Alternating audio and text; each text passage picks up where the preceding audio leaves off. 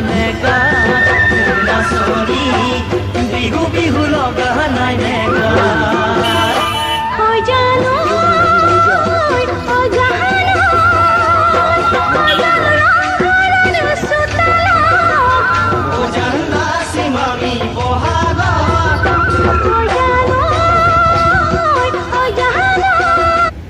নারকেল আর গুড় দিয়ে বানানো হয় সেটা, তো এটা খুব ফেমাস আমাদের এখানে আসা।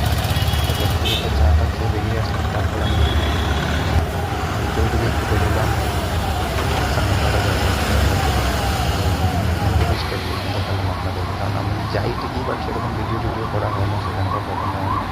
ব্রিজটা খুব অ্যাট্রাক্ট করে আমাকে, তো সেদিন আমি হচ্ছে একটা ভিডিও নিচ্ছিলাম ব্রিজটা। অনেকদিন হয়ে গেছে ব্রিজটা, কিন্তু আমি আসলে ভিডিও কিছু করা হয়নি, তো ওই ভিডিওটা নিয়েছিলাম। ভিডিওটা নিয়ে তারপর আমি বেরিয়ে গেলাম ইয়ের উদ্দেশ্যে, আপনার ওই বাজারের উদ্দেশ্যে। সেখানে ওই যে পিঠা টিঠা কেনার ছিল, আমি বাড়ি আসবো।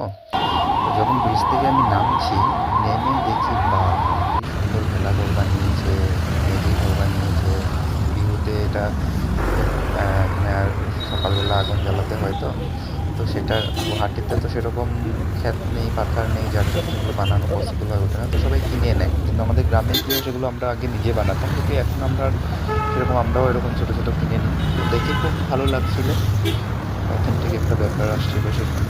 ছোটো ছোটো কি কিউট লাগছে দেখুন যেগুলো।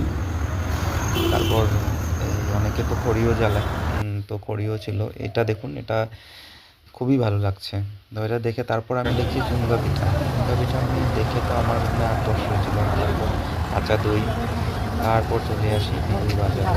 এখানে তো এসে আপনি দেখেই আমার খাও খাও খাও খাও লাগছিল, এত ইয়ে ছিল।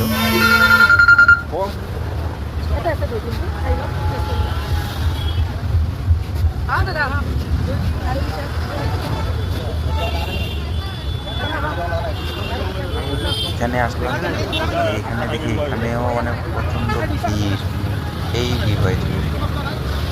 চিরাতি, ময়ূর নাড়ু, চিরার নাড়ু, মানে কি